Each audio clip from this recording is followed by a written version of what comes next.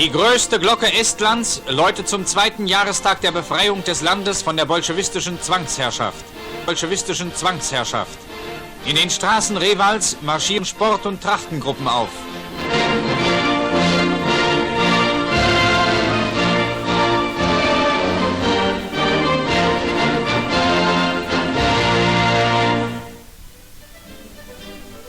Reifengymnastik junger estnischer Mädchen im Stadion.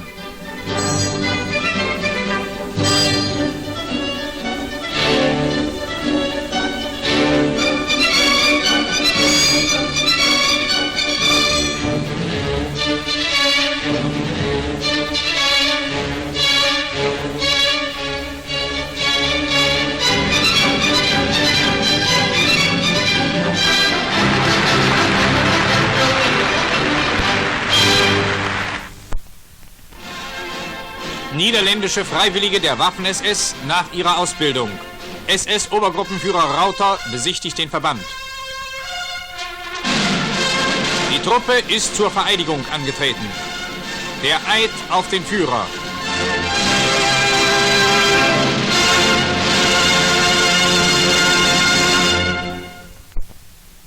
Der bekannte deutsche Segelflieger Yachtmann startet an der Ostseeküste zu einem Rekordflug.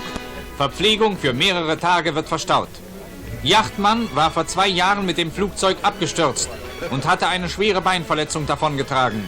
Trotzdem ist er der Fliegerei treu geblieben.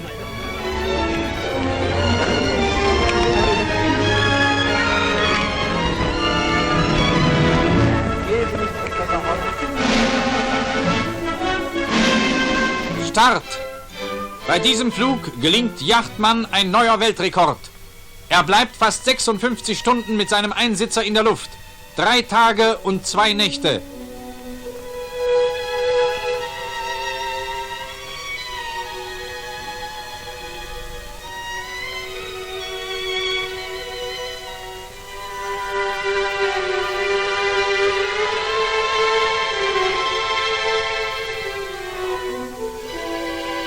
Wind bleibt, haben die Kameraden auf der Erde als Fingerzeig für den Flieger in den Sand geschrieben.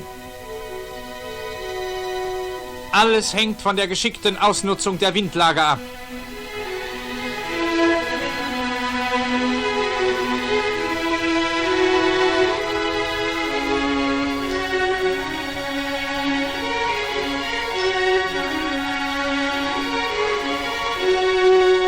Wie eine Möwe schwebt das Flugzeug über der Küste.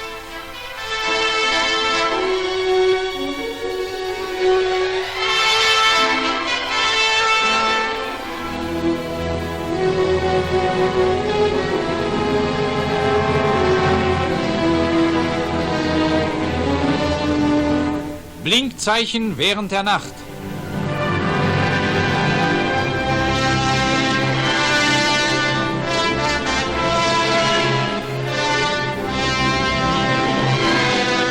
Glückwunsch der Fliegerkameraden.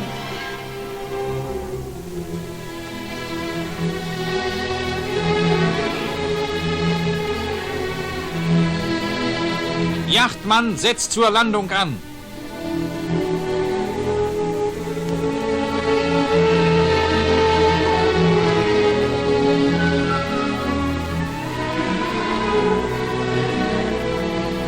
Landung. Obersturmführer Yachtmann wurde für seine Leistung vom Korpsführer des NSFK, Generaloberst Keller, zum Sturmbannführer befördert.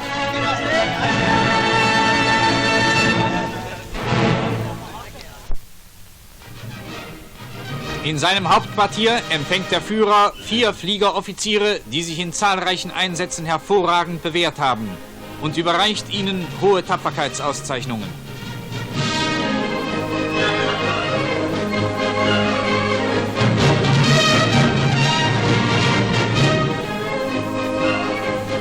Major Grasser und Hauptmann Wittgenstein erhalten das Eichenlaub.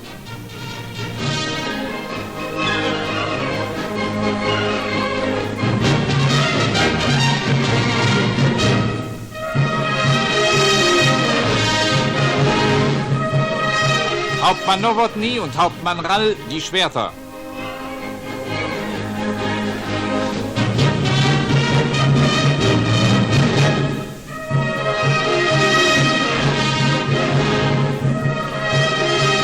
Hauptmann Nowotny errang bisher über 230 Luftsiege.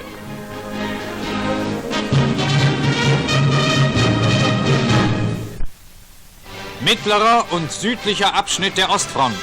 Ein deutsches Verpflegungslager.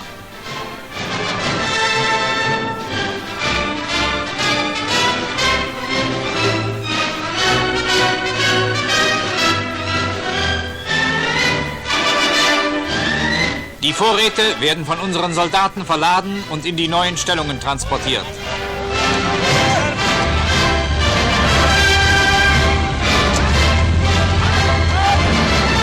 Die Verlegung der Front wird in voller Ordnung durchgeführt. Wegweiser für die zurückgehenden Verbände. Übergang über eine große Dnieperbrücke. Hack und Flak sichert den Brückenkopf.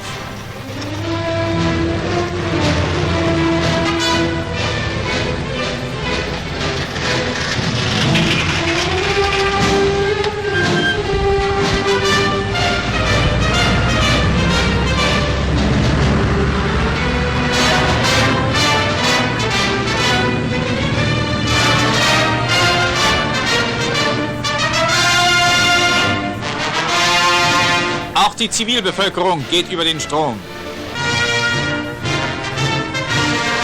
Das Vieh wird mit zurückgeführt.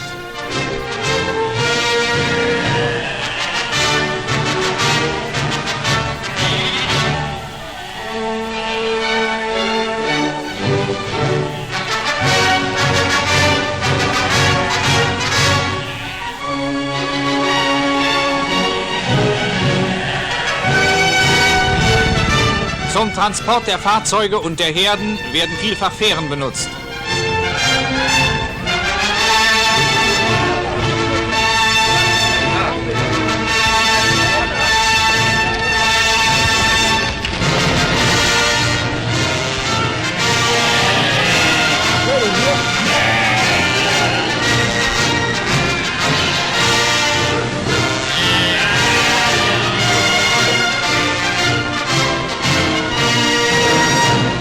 Zur gleichen Zeit werden in dem freigemachten Gelände die kriegswichtigen Einrichtungen gesprengt.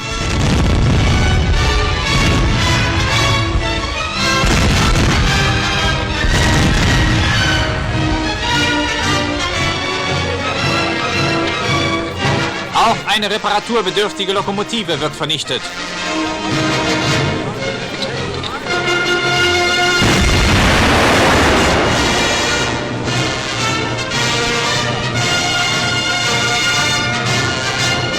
Kein Lagerhaus, keine Fabrik und keine Unterkunft fällt unzerstört in die Hand des Feindes.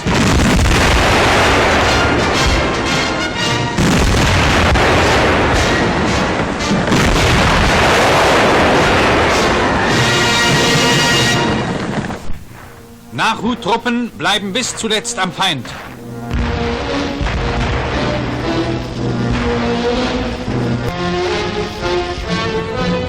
Gräben werden ausgehoben. Immer wieder setzen sich unsere Soldaten zu hinhaltendem Widerstand fest.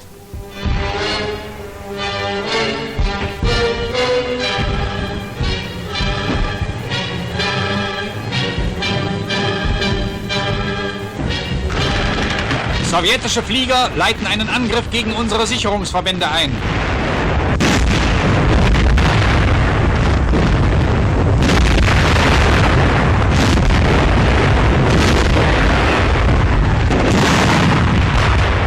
Ein hartes Nachhutgefecht entbrennt.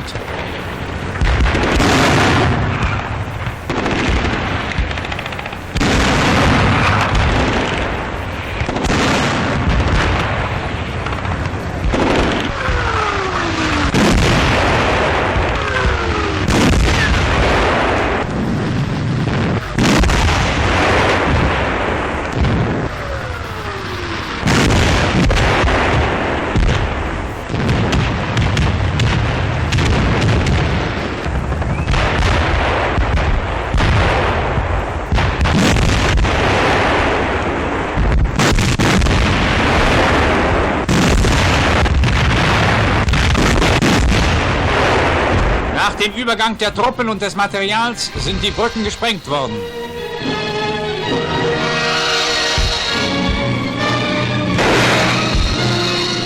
Pioniere setzen als letzten Sturmbooten über den Dnieper. Das zurückbleibende Ufer ist in gewaltige Rauchschwaden gehüllt.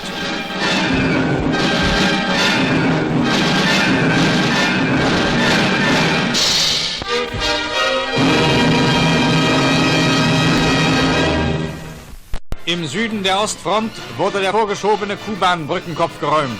Die Räumung begann am 13. September und wurde am 9. Oktober beendet. Der Hafen von Novorossiysk, er wurde nach Vernichtung der kriegswichtigen Anlagen verlassen. Bei der Zurücknahme der Front darf die Fühlung mit dem Feind nicht verloren gehen.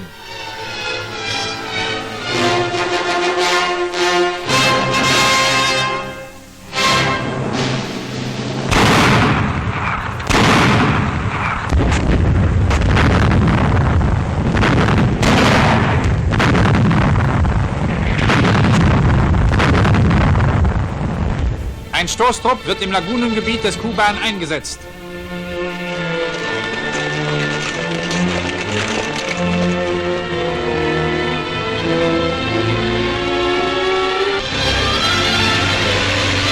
Das Geräusch der Sturmboote zieht bald das Feuer der feindlichen Artillerie auf sich.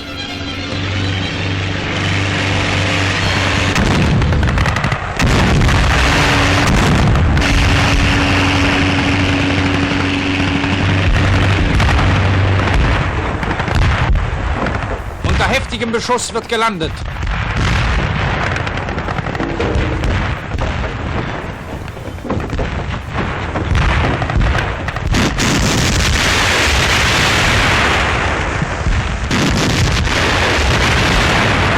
Eine Kräftegruppe des Feindes ist ausgemacht und wird beschossen.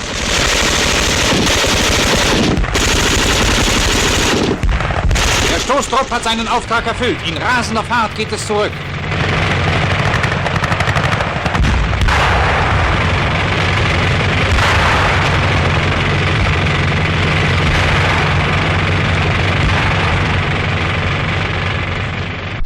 Die deutschen und rumänischen Truppen, die sich in mustergültiger Ordnung auf die Krim zurückzogen, haben in den letzten Monaten unter schwierigsten Kampfverhältnissen alle feindlichen Großangriffe blutig abgeschlagen.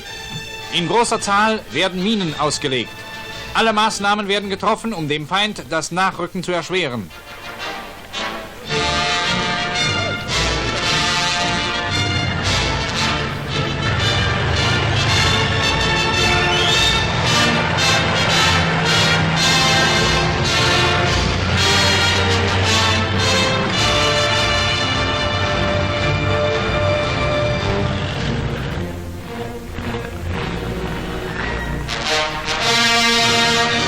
Auch in diesem Abschnitt schloss sich die Zivilbevölkerung unseren Truppen an, um der bolschewistischen Herrschaft zu entgehen.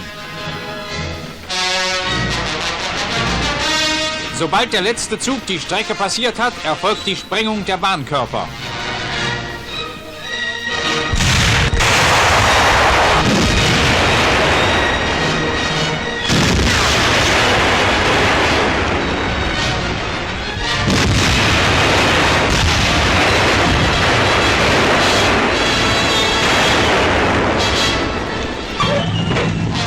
Mit Kriegsgerät voll beladen treffen die Züge in einem Verladehafen auf der Taman-Halbinsel ein.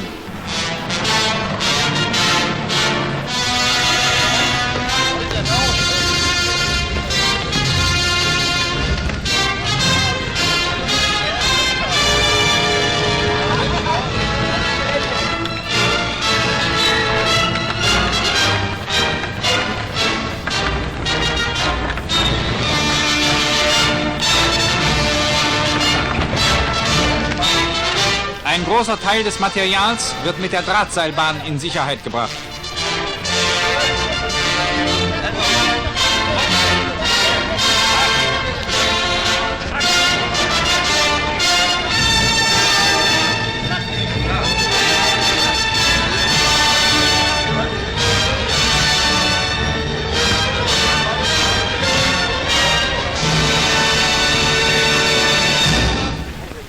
Fliegeralarm! Der Feind richtet einen schweren Bombenangriff gegen einen unserer Verladeplätze. Unsere Flak entwickelt ein rasendes Abwehrfeuer.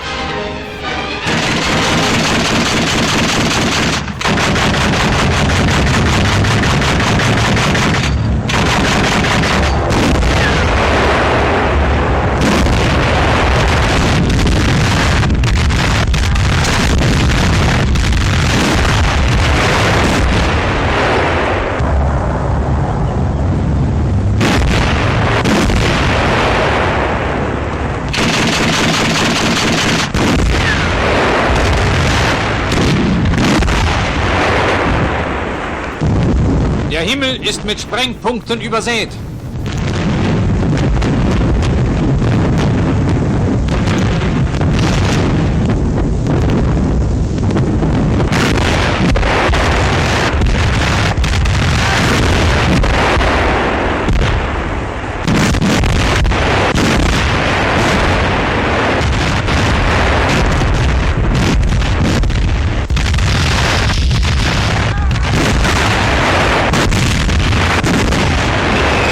Ein sowjetischer Bomber ist getroffen. Er explodiert noch vor dem Aufschlag.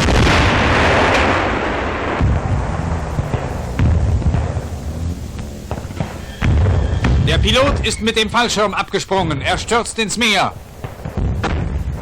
Nach dem Bombenangriff wird die Verladung des Materials fortgesetzt. Der Hafenquai hat keinen Schaden davon getragen.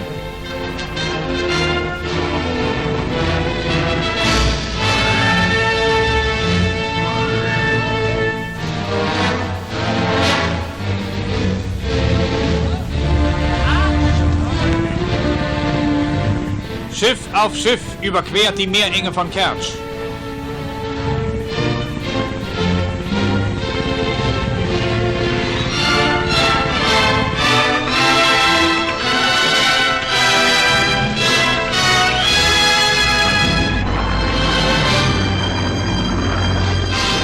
Deutsche und rumänische Stuka-Verbände fügen dem Feind bis zuletzt schwerste Verluste zu.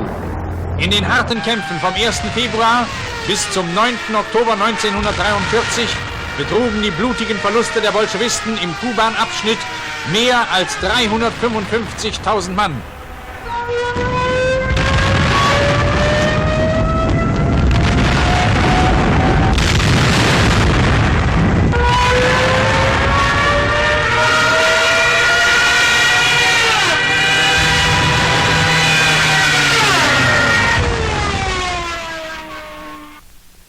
Aufklärungsvorstoß deutscher Zerstörer in den Atlantik.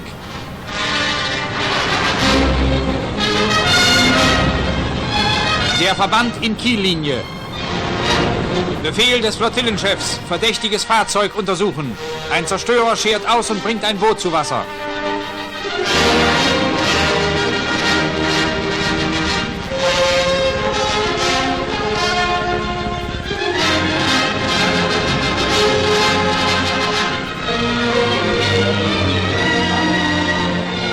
Die Schiffspapiere werden geprüft und in Ordnung befunden. Es handelt sich um ein französisches Fischerboot.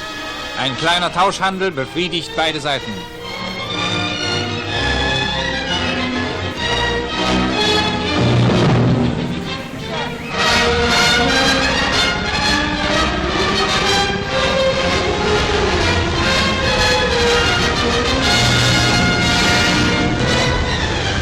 Feindberührung. Klar, Schiff zum Gefecht. Die Panzerblenden werden geschlossen.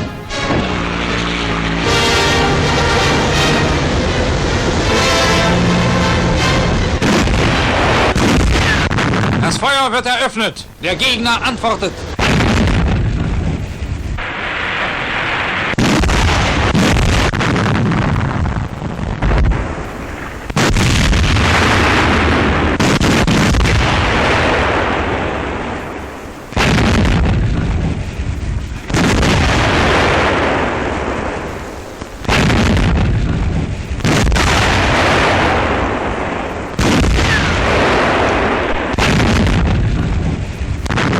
Ein feindliches Schiff ist getroffen.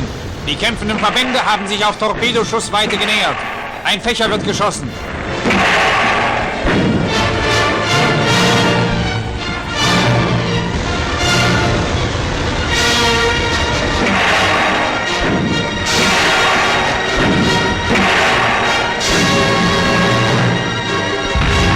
Treffer beim Feind. Er dreht ab.